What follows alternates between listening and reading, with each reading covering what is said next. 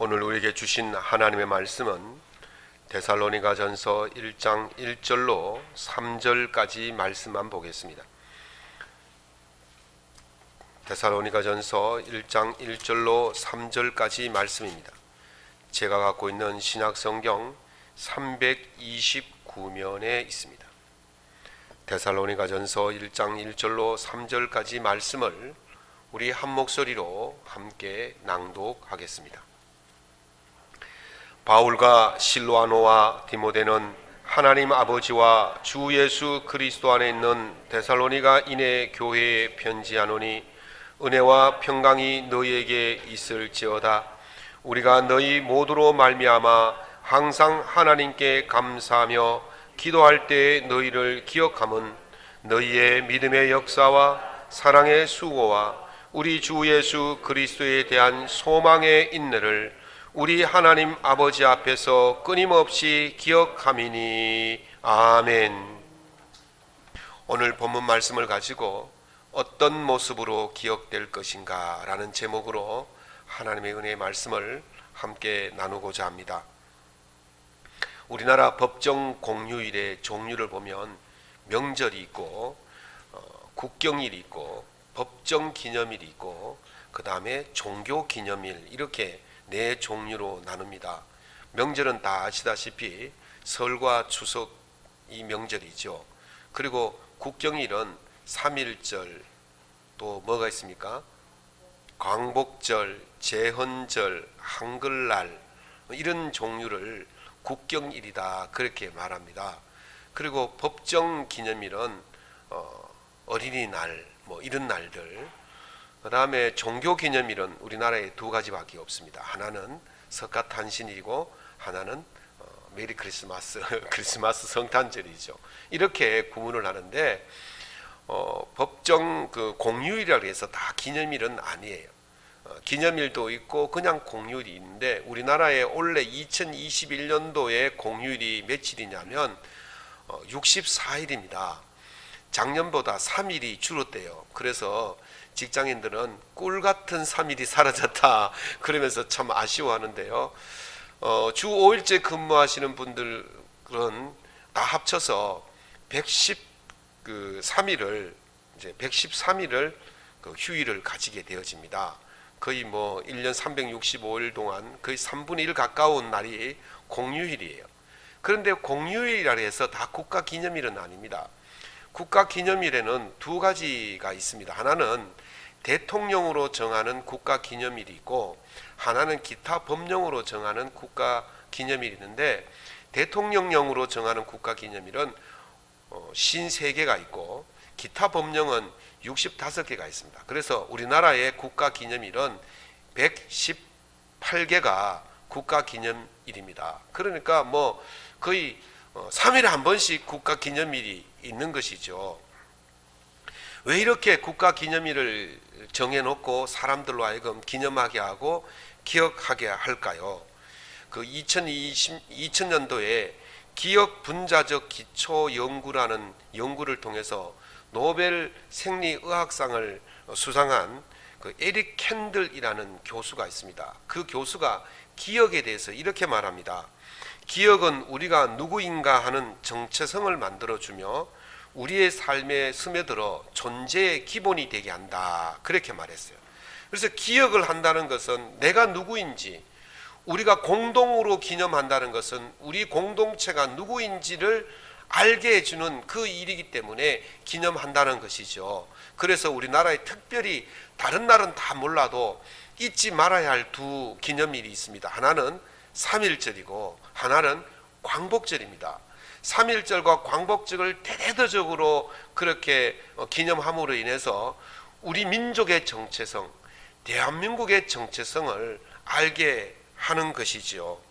그렇게 볼 때 어떤 집단에 대한 사람들의 그 기억이 그 집단을 특정 지어준다 그렇게 이야기할 수도 있습니다. 그러면 세상 사람들이 기억하는 교회의 모습은 어떨까요? 세상 사람들이 기억하는 교회의 모습과 우리가 기억하는 교회의 모습은 다르다는 거죠. 기독교인이 기억하는 교회의 모습과 세상 사람들이 기억하는 교회의 모습은 달라요.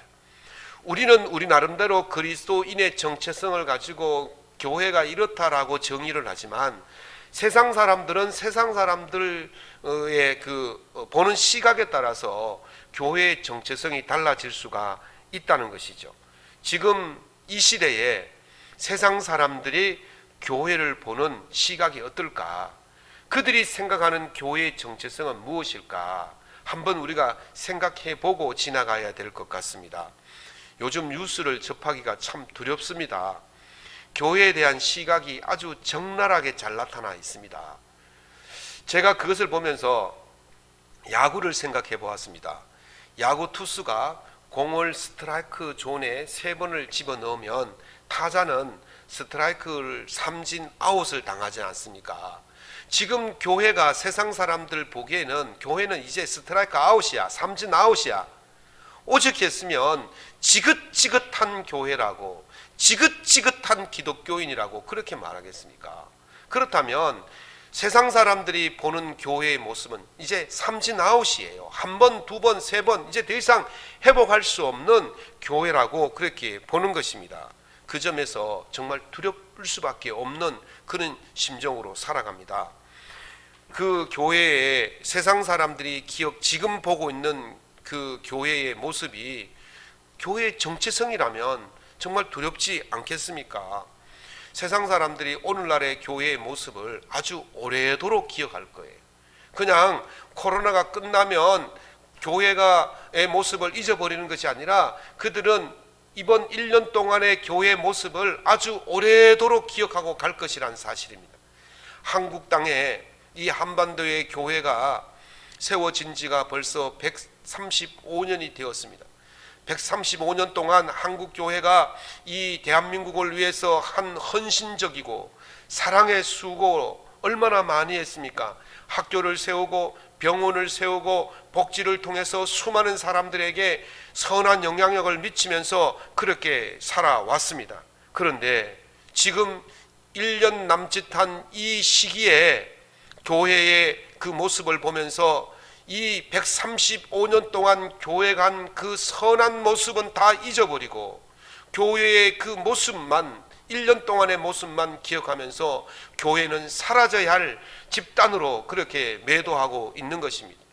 한 기독교 여론단체에서 여론조사를 했더니 기독교 신뢰도가 작년에 32%였는데 올해는 21%로 추락했다는 거예요. 폭락했다는 거예요. 그것을 무엇을 말합니까? 교회는 더 이상 이 사회에 선한 영향력을 줄 수 없는 집단으로 보고 있다는 것입니다.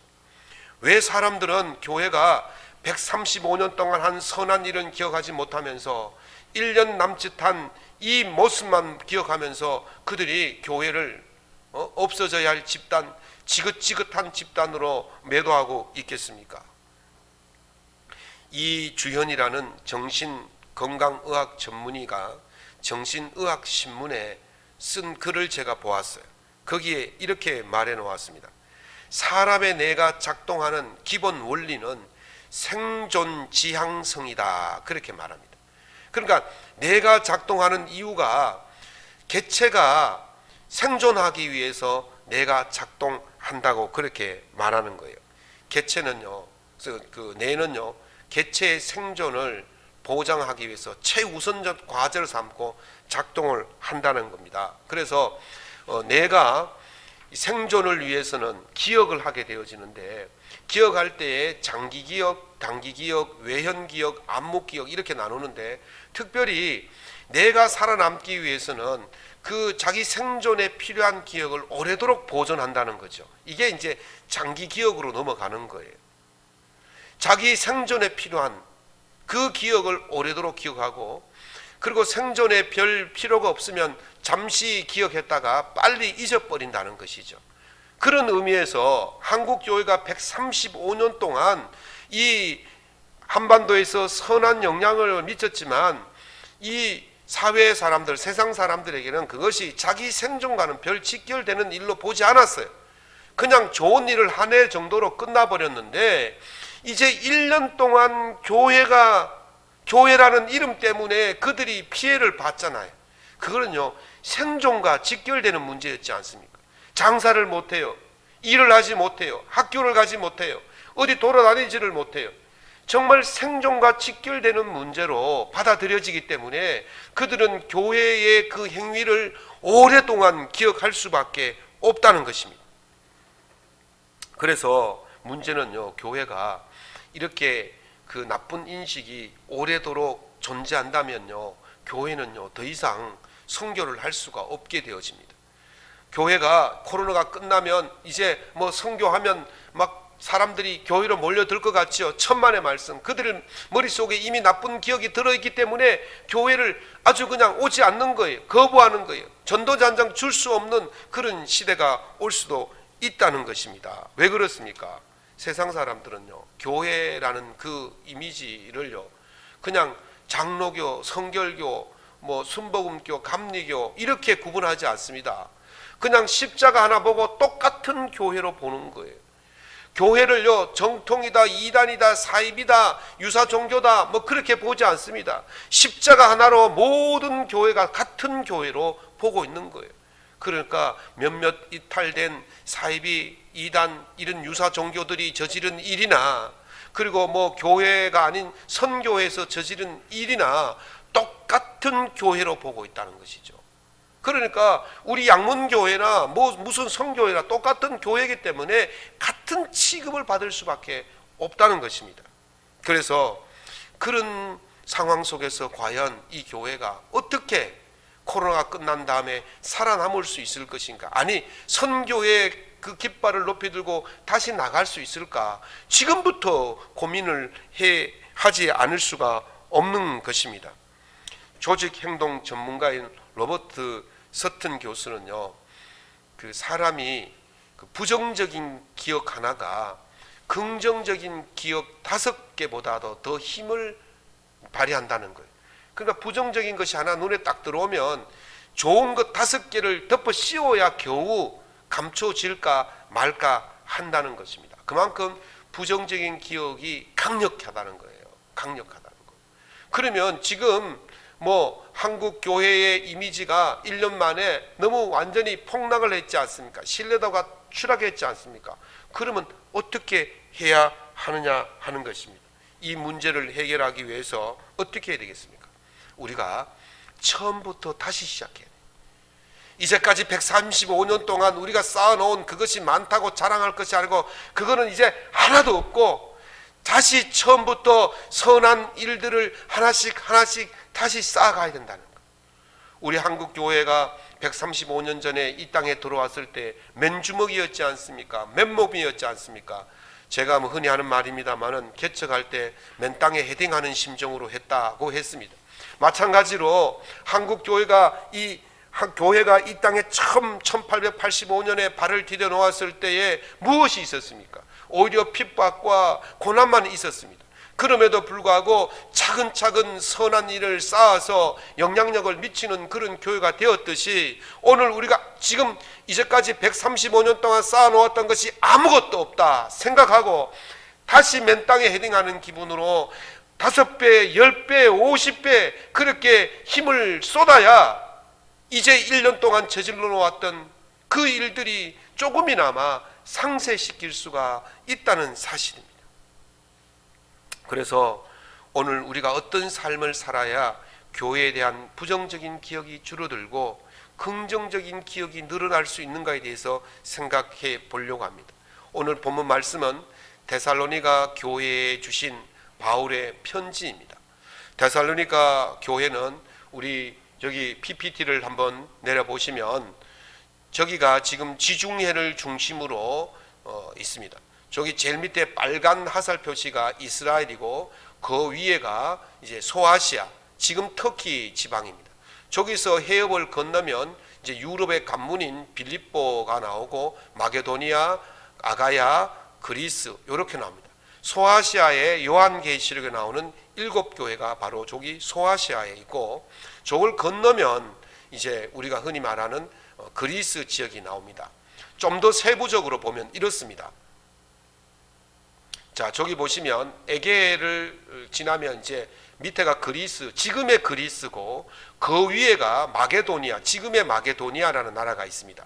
그리고 그 중간에 그 황색 있는 것이 마게도니아 주입니다. 저기는 그리스 마게도니아 주라고 그렇게 보면 될 것 같습니다. 저걸 좀 더 확대를 하면 지명이 나오는데요. 자, 보십시오. 교회가 저 위, 제일 위에가 빌립보 교회고, 그 다음에 데살로니가 교회고, 그 다음에 베레아 교회고, 그 밑이 아테네, 지금 성경에는 아덴이라 나오죠. 그 밑에가 고린도 교회, 이렇게 나옵니다. 그러면 데살로니가 교회가 어디냐? 바로 빌립보와 베레아 사이에 있는 저 지점이 바로 데살로니가 지역이다, 그렇게 보는데, 저 데살로니가 지역은 행정 수도입니다. 에그나티아라는 그 로마의 주요 도로가 저기로 지나가고 있어요. 그래서 인구가 한 20만 명 정도가 살고 있는데, 좁은 지역에 20만 명이 사니까 제일 첫 번째 문제가 뭡니까? 주택 문제예요. 과밀한 도시, 주택난이 일어나요. 그러니까 그 주택난을 해소하기 위해서 지금의 연립주택 같은 4층, 5층짜리 집을 짓는데 그것도 다닥다닥 붙어 있어요. 근데 문제는 뭐냐면 상하수도가 없다는 거예요. 그러니까 물을 저 5층에서 밑에다가 확 뿌리는 거죠. 그럼 지나가는 사람이 다 덮어 쓰는 거예요. 뭐 그럴 정도로 심각하게 주택난이 있고, 그 다음에 문제가 뭐냐면 그러다 보니까 그 전염병이 창궐해요. 그 다음에 저기가 주요 상업도로고 군사도로고 상업무역지역이기 때문에 그 사람들이 엄청나게 많이 드나들어요. 쉽게 말하면 뜨내기들이 많이 왔다 갔다 한다는 거죠. 자, 주택이 과밀하고 환경이 열악하고 사람들이 왕래가 심하면 어떤 문제가 생기겠습니까? 전염병이 창궐합니다. 전염병이 창궐하면 적어도 저 시절에 전염병이 창궐하면 그 20만 명 중에 10만 명 또는 3분의 1, 15만 명 정도가 싹 죽는 거예요. 20만 명 수용하는 도시에 15만 명이 죽으면 15만 명을 다시 밖에서부터 끌어들입니다. 그렇게 되어질 때에 인구 교체가 굉장히 심하다는 거예요. 그러니까 옆집에 뭐 10년씩 20년씩 같이 사는 사람이 아니에요. 모르는 사람이 같이 사는 거예요. 아래 위층이 전혀 모르는 사람이 살다 보니까 이게 범죄율이 굉장히 높습니다. 그래서 강간, 강도, 살인, 폭행, 사기 이런 것들이 이 지역에 만연해 있습니다. 그리고 우상 숭배가 굉장히 만연한 도시였다, 그렇게 이야기합니다. 그러면 거기다가 이제 중요한 문제가 뭐냐면 극렬 유대주의자들이 저기에 많이 포진해 있어요. 사도행전 17장에 보면 바울이 빌립보에 가서 복음을 전하고 데살로니가에 가서 복음을 전하는 내용이 나옵니다. 데살로니가에 가서 복음을 전하는데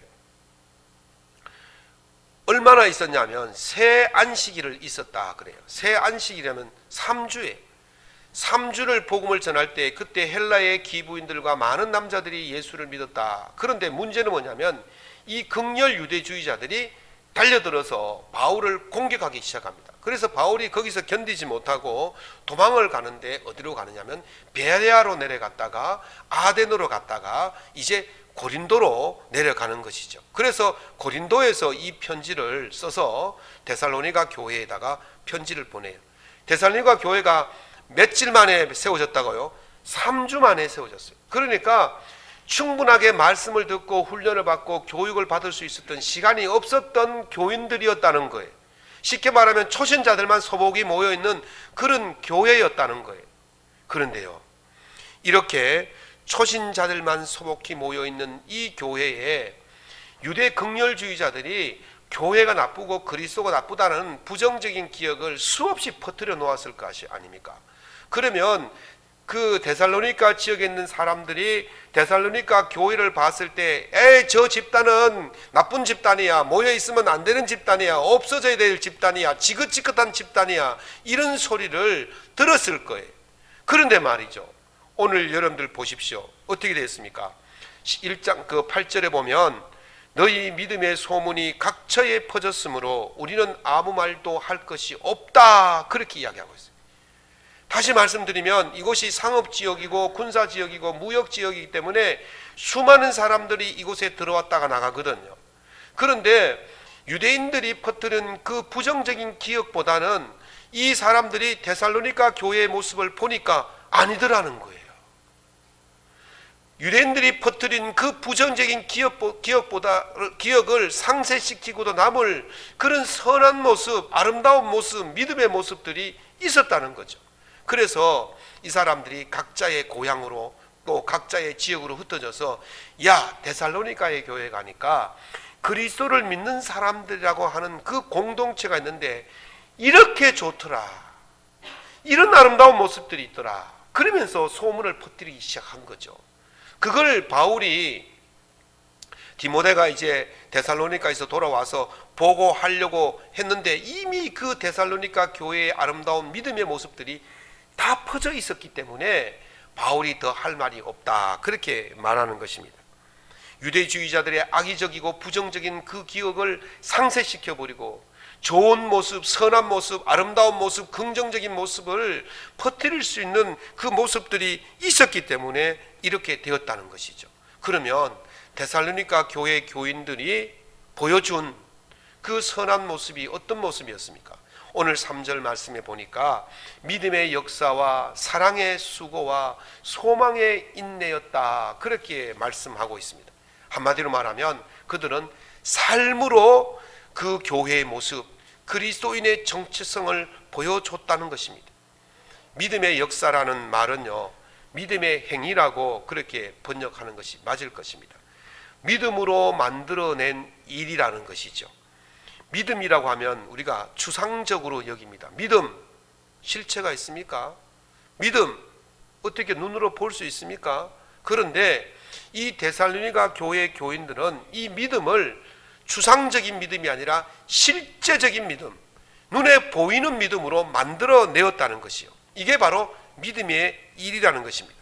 보이지 않는 믿음이 보이는 믿음이 되었다는 것입니다. 히브리서 기자는 믿음에 대해서 이렇게 말합니다. 11장 1절에 보니까 믿음은 바라는 것들의 실상이요 보지 못하는 것들의 증거다, 그렇게 말씀하셨어요. 그것처럼 데살로니가 교회 교인들은 이 믿음을 그냥 실상이 되게 했다는 거예요. 증거가 되게 했다는 거예요. 눈앞에 안 믿는 사람들에게 이것이 믿음이라고 보여주었다는 거예요. 야고보서 2장 18절에 보면 야고보가 이렇게 말씀하시죠. 너는 믿음이 있고 나는 행함이 있으니 네 믿음을 내게 보이리라. 나는 행함으로 내 믿음을 너에게 보여주겠다, 그렇게 말했어요.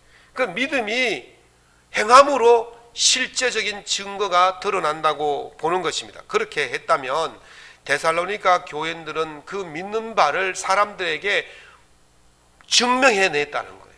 여러분들이 나가서 예수 그리스도를 믿는다는 것을 어떻게 증명해 보이시겠습니까? 말로 예수 믿습니다, 예수 믿습니다, 그렇게 한다고 그 믿음이 보여집니까?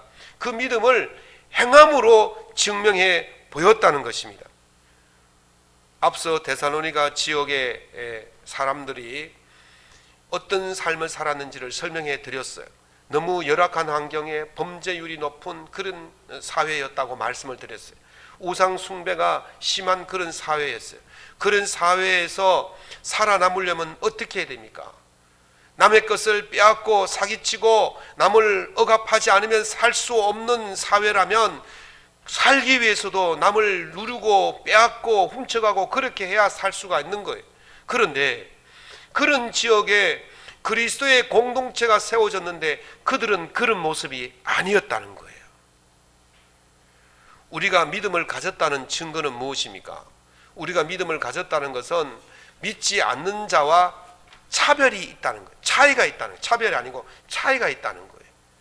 적어도 믿는 자와 믿지 않는 자는 무엇인가 달라야 하는 거예요. 교회 안에서 예배 드리는 모습만 이게 기독교인이 아니에요. 나가서 세상 사람들과 같이 살아갈 때에 무엇인가 달라야 된다는 거예요. 그것을 보고 아, 기독교인이구나 라고 인식을 할 수 있도록 만들어 가야 된다는 것이에요. 그래서 믿음을 가졌다는 것은요, 믿음을 가지지 않은 자들이 할 수 없는 일들을 해내야 돼. 그때 믿음이 있다는 것을 증명해 보이는 것입니다. 믿음을 가지지 않는 자들이 도저히 해낼 수 없는 그 일들을 해내는 것이 바로 믿음을 가진 자들의 모습인 것입니다. 저는 이 데살로니가 교회의 모습이 오늘 본문 속에 어떤 행동을 취했는지는 자세히 나와 있지 않지만은 이들의 믿음의 소문이 각처에 퍼질 정도로 좋은 모습이었다면 이 모습은 아마도 이 데살로니가 지역에 있었던 사람들에게는 굉장한 충격으로 다가왔을 거예요. 그 모습이 어디에 나오느냐 하면 사도행전 2장 44절에서 46절에 보면 예루살렘 초대교회의 모습이 나타나는데 그 모습이 이렇습니다. 믿는 사람이 다 함께 있어 모든 물건을 서로 통용하고 또 재산과 소유를 팔아 각 사람의 필요를 따라 나눠주며 날마다 마음을 같이하여 성전에 모이를 힘쓰고 집에서 떡을 떼며 기쁨과 순전한 마음으로 음식을 먹었다 그랬어요. 이 모습이 예루살렘에 있는 사람들이 예루살렘 교회 공동체를 봤을 때 너무 아름다웠다는 거죠. 그래서 그 모습이 숨이 막힐 정도로 아름다웠다, 그렇게 어떤 신학자는 표현을 했어요. 교회의 그 모습 보고, 기독교인들이 모여있는 그 모습 보고 숨이 막힐 정도로 아름다웠다. 이게 얼마나 충격이 되겠습니까? 제가 집사람을 처음 봤을 때요, 헉 했어요. 숨이 막힐 정도로 그래가지고요, 그때부터 작전을 했잖아요. 그래가지고 장가를 갔거든요. 숨이 막힐 정도로 충격을 받으면요, 아름다운 충격을 받으면요, 그게 잊혀지지가 않는 거예요. 집에 가서 누워도요, 그 얼굴밖에 안 떠올라요. 안지나 서나 당신 생각밖에 안 떠오르는 거예요.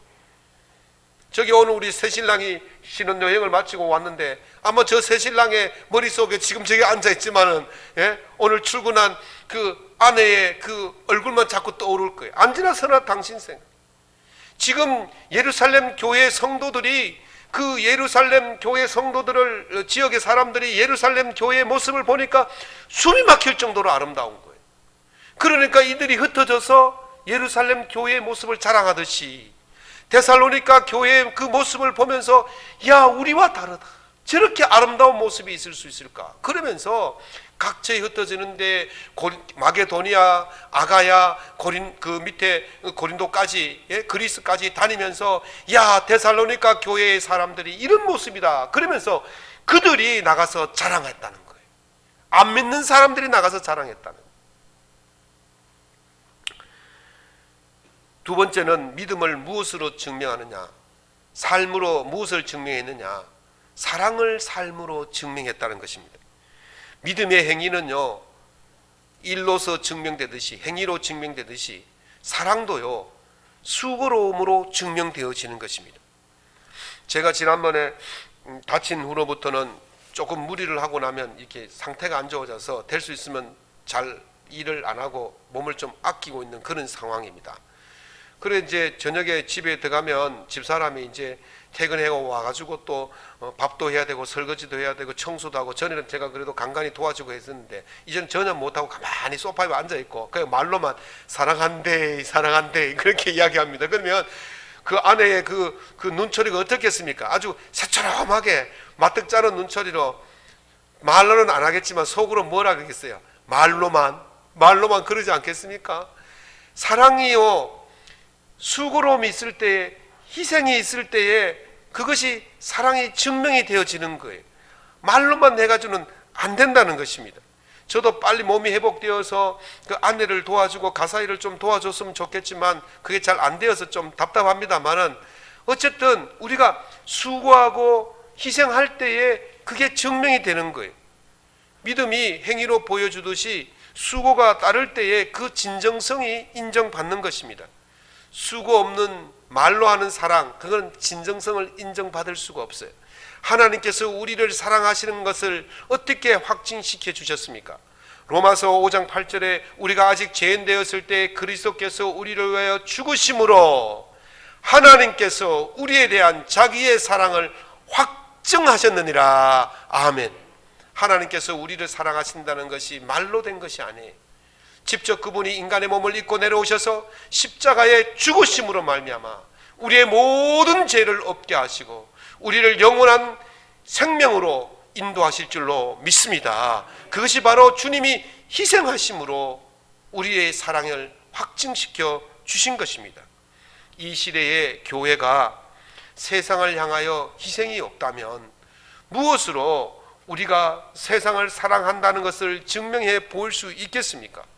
세상 사람들이 무엇을 보고 교회가 세상을 사랑하는구나 라고 그렇게 그들이 인정할 수 있겠습니까?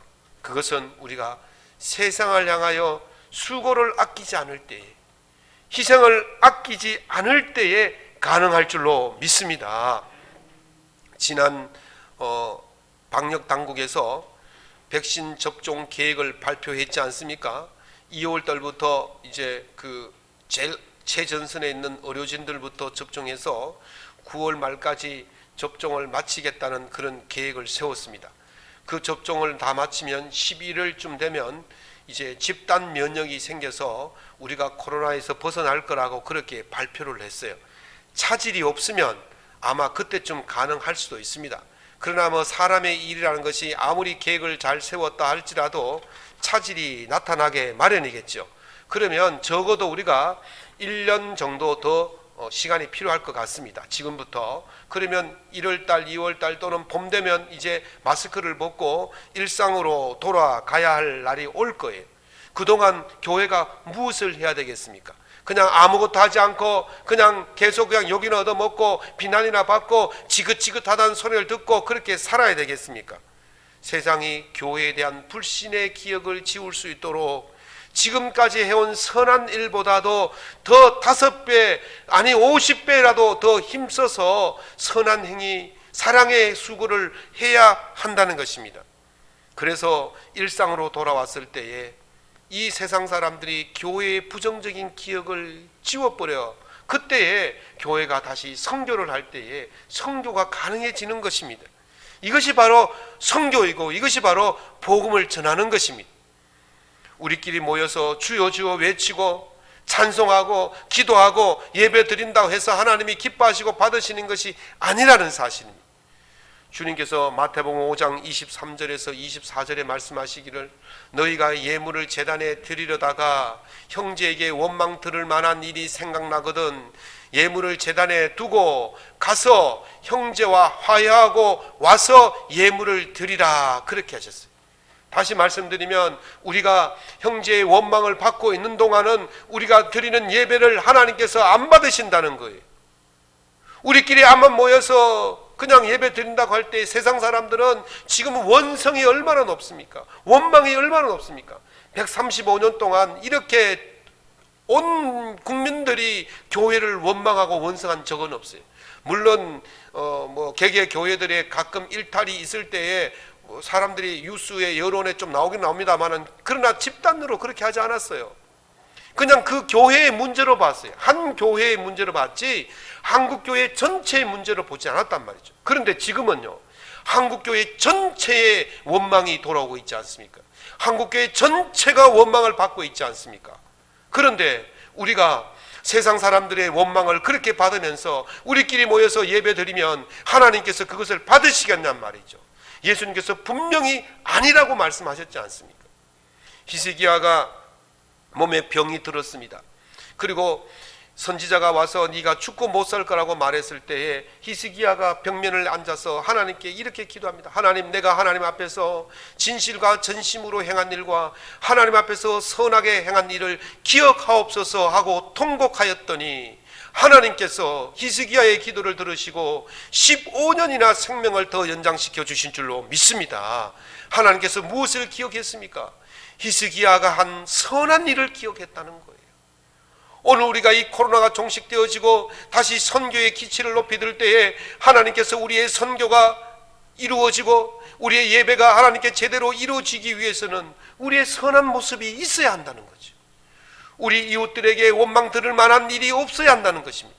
그래야만이 하나님께서 우리의 예배를 받으시고 우리의 기도가 응답될 줄로 믿습니다. 이게 바로 우리가 이 코로나 시대에 해야 할 일인 것입니다. 사도행전 10장에 보면 로마의 백부장인 고넬료가 나오는데요, 그 고넬료의 집에 베드로가 찾아와서 그 집에 복음을 전하고 그 집에 세례를 주고 그 집을 구원으로 인도했어요. 이 일이 어떻게 해서 이루어졌냐? 고넬료가 이렇게 고백합니다. 내가 제 구시에 기도하고 있는데 한 사람이 흰옷을 입고 나타나서 고넬료야, 너의 기도가 응답되었고 너의 선한 일이, 너의 구제가 하나님이 들으셨다, 그렇게 이야기합니다. 고넬료의 기도가 응답된 이유가 무엇입니까? 이방인이었지만은 하나님의 뜻을 따라서 선한 구제를 행한 그 모습을 보고 하나님께서 기도를 들어주신 줄로 믿습니다. 사랑하는 성도 여러분, 이 비대면 시대에 우리가 믿음의 일을 만들어내고 선한 일을 하는 것, 사랑의 수고를 하는 일이 쉽지 않습니다. 누구를 만나야 할 수 있죠. 그러나 만나지 않더라도 얼마든지 충분히 그 일이 가능합니다. 만나지 않고도 할 수 있어요. 지난 성탄절 때 우리 명예 권사님 한 분이 제게 금일봉을 주셨어요. 감사하잖아요. 그런데 하신 말씀이, 목사님, 성탄절을 맞이해서 이 보육원에 있는 아이들에게 선물을 좀 전해줬으면 좋겠습니다. 그래서 제가 보육교사에게 전달해 주었더니 보육교사가 아이들에게 선물을 나눠주고는 사진을 찍어서 제게 몇 장 보내왔어요. 보니까 아이들이 너무너무 좋아하는데 그 선생님이 하시는 말씀이 아이들이 한 번도 가져보지 못한 장난감을 이번에 선물로 주었습니다, 그렇게 이야기하더라고요. 그러니까 그 권사님이 보육원 아이들을 만나지 않았잖아요. 만나지 않고도 얼마든지 선한 일을 할 수 있는 거예요. 우리가 지금보다도 135년 동안 쌓아놓은 그 일들보다도 이 1년 동안 비록 비대면이지만 선한 일을 5배, 50배 그렇게 더 열심을 내고 한다면 하나님께서 우리 기도를 들어주실 줄로 믿습니다. 비록 그 선한 일이 쌓이는 것이 속도가 늦고 또 그것이 세상 사람들이 잘 믿어주지 않는 그런 어려움이 있다 할지라도 우리가 믿음을 가지고 소망 가운데 인내하면서 그 일을 이루어 나간다면 하나님께서 우리 기도를 들어주시고 세상 사람들의 머릿속에 들어있는 교회의 부정적인 기억이 서서히 사라지고 이제 우리에게 한 그 선한 일이 다시 아름다운 꽃을 맺히게 될 것이며 그들이 교회를 향하여 지긋지긋한 교회가 아니라 숨이 막힐 정도로 아름다운 공동체라는 그런 칭찬을 하게 될 줄로 믿습니다. 사랑하는 성도 여러분, 1년 동안 우리가 해야 될 일은 선한 일을 5배, 10배, 50배 더 힘써서 정말 아름다운 공동체를 만들어가는 사명이 오늘 우리 한국교회와 저와 여러분에게 주어진 사명이라 생각하시고 이 믿음 가지고 이 수고하면서 나아갈 수 있기를 예수 이름으로 축원합니다.